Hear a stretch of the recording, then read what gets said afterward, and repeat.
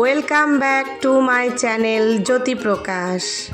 আজ আমি আপনাদের সাথে টমেটো দিয়ে পাবদা মাছের ভুনা রেসিপি শেয়ার করব। মূল রেসিপিতে যাবার আগে চ্যানেলটি সাবস্ক্রাইব করে পাশে থাকা বেল বাটনটি বাজিয়ে দিন।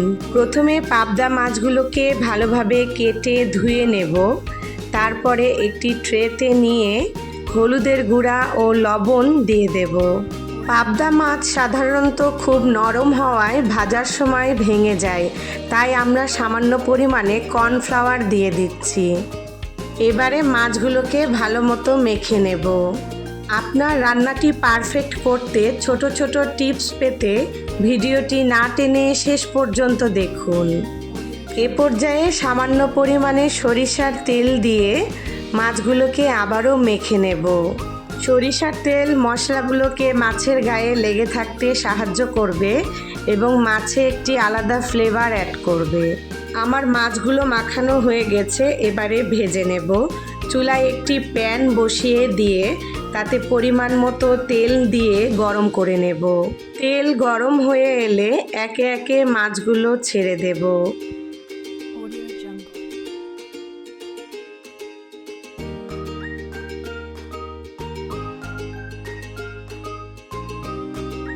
মাছগুলোর এক পাশ ভাজা হয়ে এলে চামচের সাহায্যে উল্টে অন্য পাশটাও ভেজে নেব।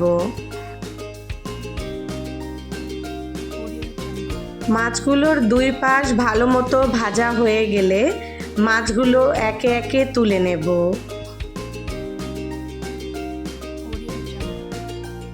একইভাবে আমরা বাকি মাছগুলোও ভেজে নেব।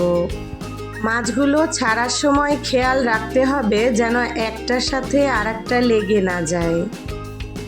মাছগুলোর এক পাশ ভাজা হয়ে এলে উল্টে দিতে হবে।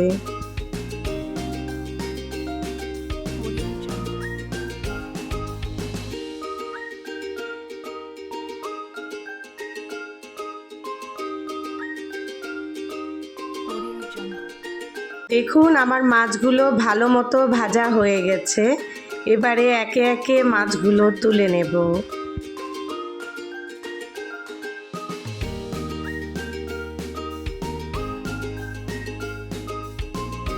এ পর্যায়ে কড়াইতে সামান্য পরিমাণে তেল নিয়ে তেজপাতা, জিরা, দারুচিনি ও কালো জিরা দিয়ে দিলাম।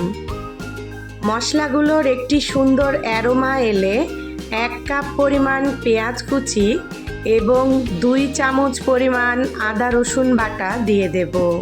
একে একে 1 চামচ মরিচের গুঁড়া, 2 চামচ হলুদের গুঁড়া, 1 চামচ ধনিয়ার গুঁড়া, 1 চামচ জিরার গুঁড়া, 1 চামচ গরম মশলার গুঁড়া দিয়ে মশলাগুলোকে খুব ভালো করে কষিয়ে নেব। দেখুন আমার মশলাগুলো কষানো প্রায় হয়ে এসেছে। এ পর্যায়ে 1 কাপ পরিমাণ টমেটোর পেস্ট দিয়ে দেব। ভালো মতো নাড়াচাড়া করে পেস্টটিকে মশলার সাথে মিশিয়ে নেব।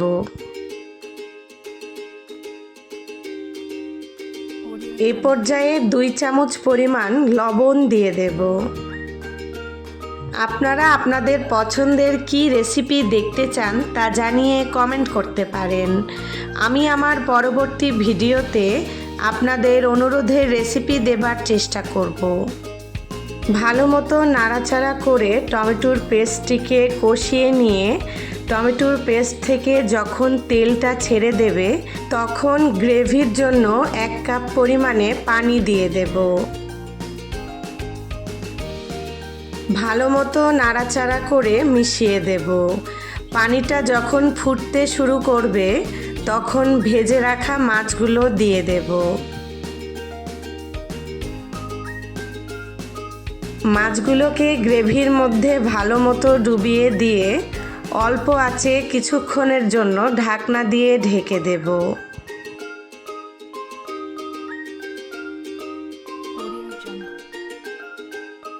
8 থেকে 10 মিনিট পরে ঢাকনা খুলে দেখুন আমার টমেটো দিয়ে পাবদা মাছের ভুনা রান্নাটা প্রায় হয়ে এসেছে।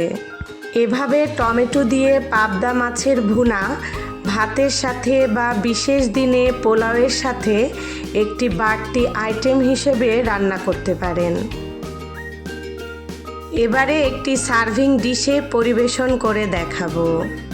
ঘরোয়া মশলা দিয়ে এমন লোভনীয় ও আকর্ষণীয় আরও রেসিপি পেতে চ্যানেলটি সাবস্ক্রাইব করে পাশে থাকা বেল বাটনটি বাজিয়ে দিন।